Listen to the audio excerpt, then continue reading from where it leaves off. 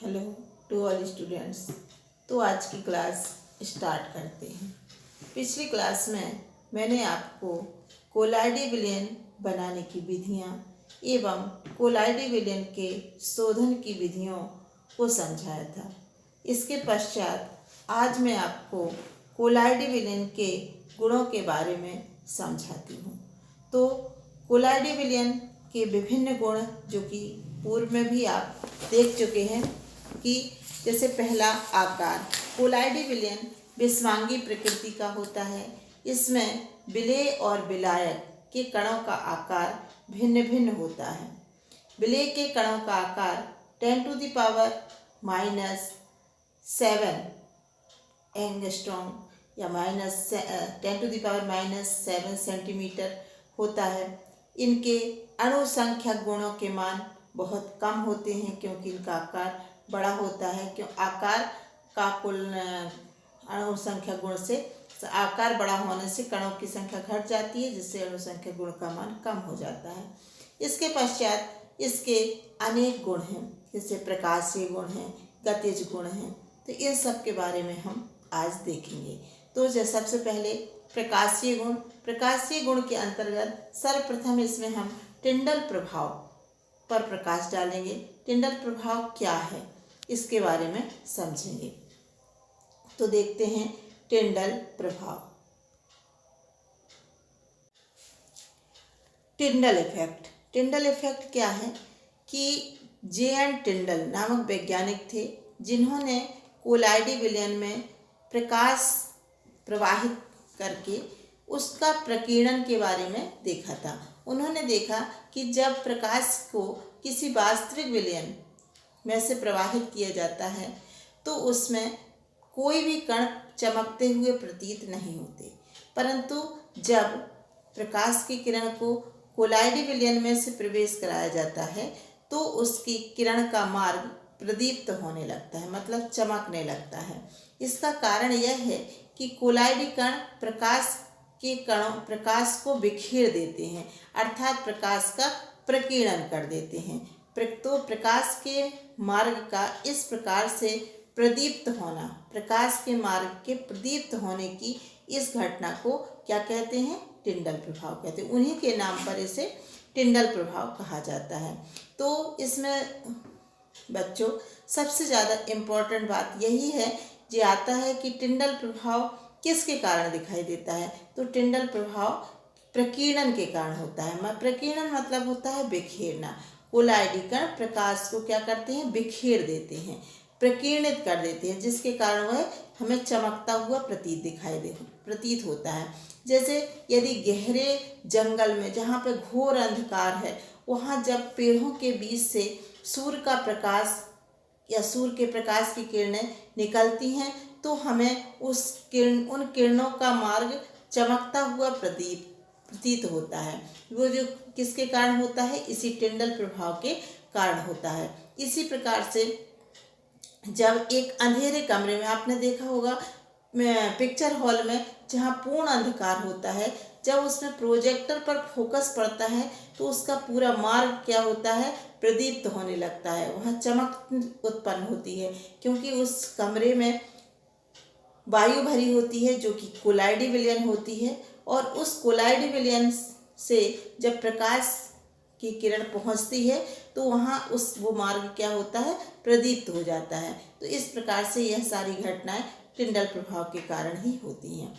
तो आपको इसको पढ़ना है और समझना है कि जब किसी वास्तविक विलयन में से प्रकाश की किरण को भेजा जाता है, प्रकाश की तीव्र किरण भेजी जाती है, तो उसमें कोई भी कण चमकते हुए प्रतीत नहीं होते, परंतु जब यही प्रकाश किसी कोलाइडी विलयन में से प्रवाहित किया जाता है तो प्रकाश का मार्ग, मतलब वो किरणों का मार्ग क्या होता है? प्रदीप्त हो जाता है, चमक उत्पन्न करता है। तो यह किस कारण से होता है? कोलाइडी कणों के द्वारा प्रकाश के प्रकीर्णन के कारण होता है, जिसे हम क्या कहते हैं? टिंडल प्रभाव कहते हैं। चूंकि इस घटना को सर्वप्रथम टिंडल ने देखा था, इसलिए इसे हम टिंडल प्रभाव कहते हैं। ओके। सेकंड है ब्राउनी गति। इसके पश्चात अगला है ब्राउनी गति और विद्युत कण संचलन। इनके बारे में भी हम देखेंगे। तो ब्राउनी गति क्या है? इस गति को सर्वप्रथम रॉबर्ट ब्राउन ने देखा था। तो ब्राउनी गति, जब कोलाइडी कण गति करते हैं, कोलाइडी कण चलते हैं, तो वो क्या होते हैं? आपस में टकराते हैं और परिक्षेपण माध्यम के साथ इनकी टक्कर होती है। और यह टकरा करके एक निश्चित दिशा नहीं होती इनकी, यह किसी भी दिशा में गति कर सकते हैं। फिर एक अणु दूसरे से टकराता है तो उसकी दिशा बदल जाती है, फिर वो थोड़ा चलता है तो फिर दूसरे से टकराता है तो इस प्रकार से उसकी टेढ़ी मेढ़ी गति होती है। इस टेढ़ी मेढ़ी गति को ही हम क्या कहते हैं? ब्राउनी गति कहते हैं। चूंकि इसे सर्वप्रथम रॉबर्ट ब्राउन ने देखा था, इसलिए इसे ब्राउनी गति कहते हैं। कोलाइडी कणों द्वारा होने वाली अनियमित टेढ़ी मेढ़ी गति को ब्राउनी गति कहते हैं, क्योंकि इसे सर्वप्रथम रॉबर्ट ब्राउन ने देखा था।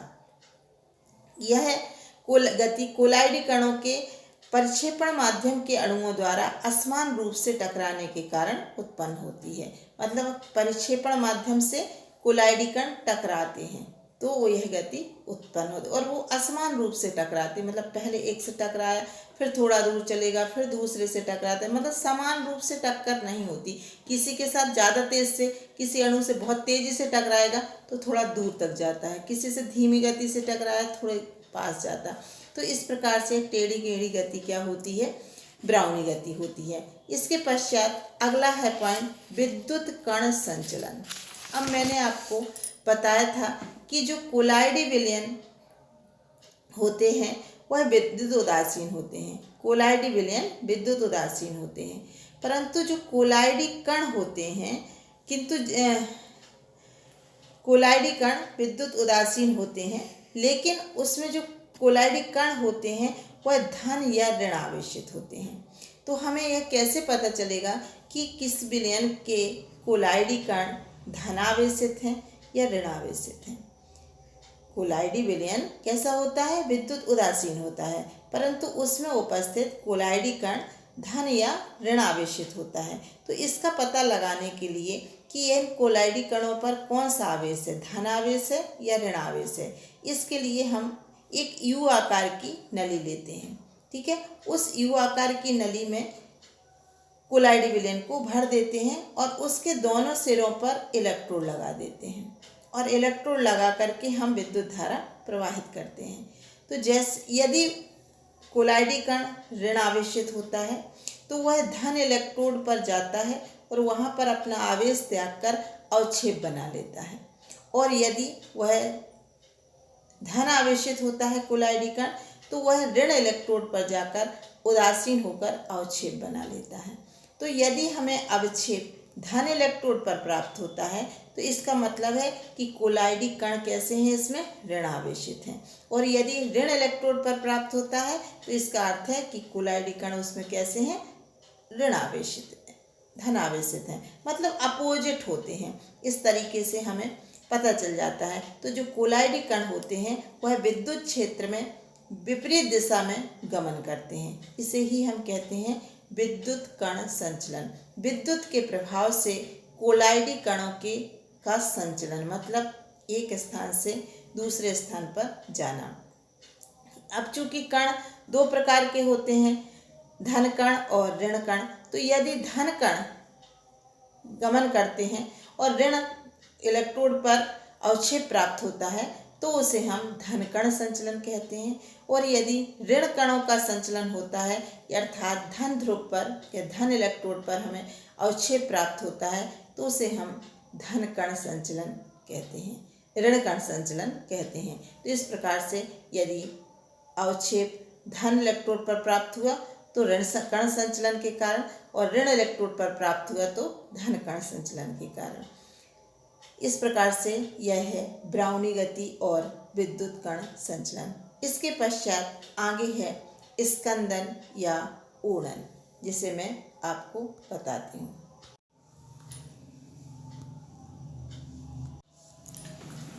इसके पश्चात अब है स्कंदन या ऊर्णन।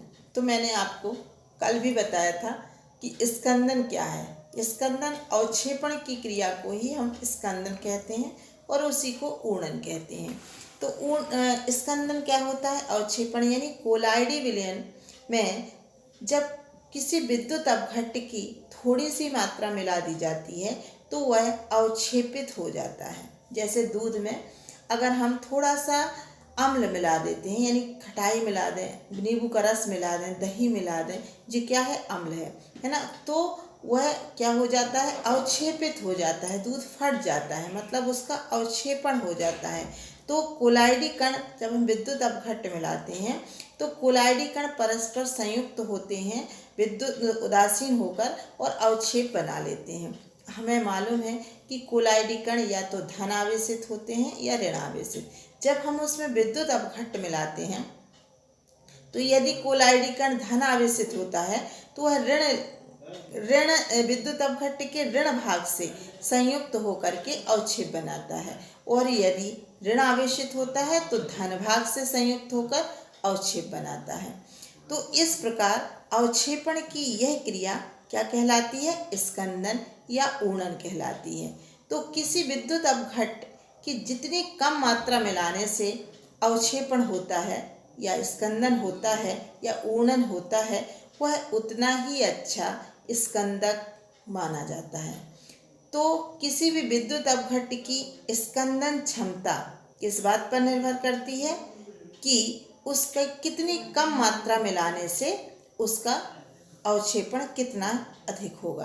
तो इसे हम व्यक्त करते हैं ऊर्णन मान में। किसी भी अच्छे स्कंदक की स्कंदन क्षमता को किस में नापा जाता है? उसके ऊर्णन मान में। यानी ऊर्णन मान जितना कम होगा, यानी कि किसी विद्युत अपघट्य की जितनी कम मात्रा मिलाने से वह अवक्षेपण होगा, यानी उसका ऊर्णन मान जितना कम होगा वह उतना ही अच्छा स्कंदक होगा। ठीक है, तो यह है स्कंदन या ऊर्णन। अब हम इस विभिन्न वैज्ञानिकों ने विभिन्न स्कंदन क्रियाओं का अध्ययन किया तो उससे एक नियम निकाला है, इसे हम हार्डी-सुल्ज का नियम कहते हैं। हार्डी-सुल्ज ने अनेक स्कंदन क्रियाओं का अध्ययन करके एक नियम दिया है जिसे हम कहते हैं हार्डी-सुल्ज का नियम। हार्डी-सुल्ज के नियमानुसार आयनों की स्कंदन शक्ति आयन की संयोजकता के साथ बढ़ती है।